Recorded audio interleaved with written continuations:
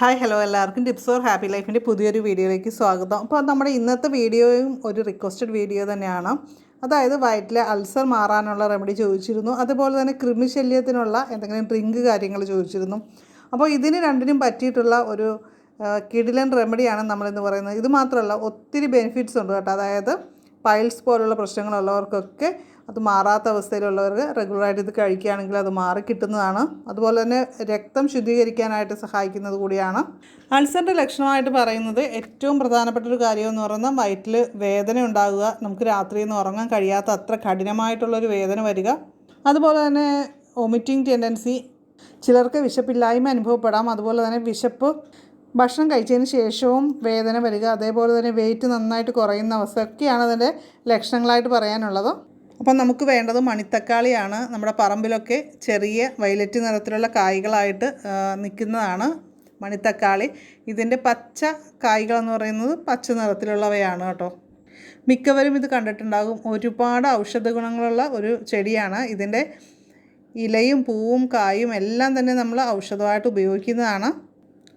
ഈ ഒരു മണിത്തക്കാളി വായിലും വയറ്റിലും ഉണ്ടാകുന്ന അൾസറിന് ഉത്തമ ഔഷധമാണെന്ന് കണക്കാക്കപ്പെടുന്നു. ആയുർവേദത്തിലും അതുപോലെ തന്നെ പ്രകൃതി ചികിത്സയിലുമെല്ലാം ധാരാളമായിട്ട് ഉപയോഗിച്ചു വരുന്ന ഒന്നാണിത്. ഈ ഒരു ഇലക്കറി നമ്മൾ ഉപയോഗിക്കുന്നത് വഴി നമുക്ക് കാൽസ്യം, ഇരുമ്പ്, അതേപോലെ തന്നെ വൈറ്റമിൻ സി, പ്രോട്ടീൻ ഇതൊക്കെ നമുക്ക് കിട്ടും. നമുക്ക് തോരൻ വെച്ചൊക്കെ കഴിക്കാവുന്ന ഒന്നാണ്. ചീരത്തോരൻ പോലെ തന്നെ തയ്യാറാക്കി കഴിക്കാം ഇത്. നമുക്ക് ഇന്നിപ്പോൾ കുറച്ച് ഇലകളാണ് വേണ്ടത്. അതേപോലെ തന്നെ കുറച്ച് എനിക്ക് പഴുത്ത കായ്കളും കിട്ടിയിട്ടുണ്ട്. അത് ഞാനിത് തയ്യാറാക്കാനായിട്ട് ഉപയോഗിക്കുന്നുണ്ട്. ഒരു ചട്ടി അടപ്പത്ത് വെച്ച് ഒരല്പം എണ്ണ ഒഴിച്ച് അതിലേക്ക് കടുകിട്ട് കൊടുക്കുന്നുണ്ട്. അത് പൊട്ടിയതിന് ശേഷം ചെറിയ ഉള്ളിയും അതുപോലെ തന്നെ ഒരല്പം പച്ചമുളകും കൂടി ഇട്ട് കൊടുക്കുന്നുണ്ട്. അതൊന്ന് ഇളക്കി നമ്മൾ ഒന്ന് ചെറുതായിട്ടൊന്ന് മൂപ്പിച്ചെടുത്തതിന് ശേഷം നമ്മുടെ ഇലയും അതേപോലെ തന്നെ മണിത്തക്കാളിയും കൂടി അതിലേക്ക് ഇട്ട് കൊടുക്കുന്നുണ്ട്. അതൊന്ന് ചെറുതായിട്ടൊന്ന് വഴറ്റിയെടുക്കണം. അതിനുശേഷം നമുക്ക് കുറച്ച് കഞ്ഞിവെള്ളം ഇതിലേക്ക് ചേർത്ത് കൊടുക്കാം. എന്നിട്ട് നന്നായിട്ടൊന്ന് ഇളക്കി കൊടുക്കുക. പിന്നെ നമുക്ക് ആവശ്യത്തിന് ഉപ്പ് കൂടി ചേർക്കുക. അപ്പോൾ നന്നായിട്ടൊന്ന് ഇളക്കി യോജിപ്പിച്ചതിന് ശേഷം നമുക്ക് അടുത്തായിട്ട് 1 ടീസ്പൂൺ കുരുമുളക് പൊടി കൂടി നമുക്ക് ചേർത്ത് കൊടുക്കാം.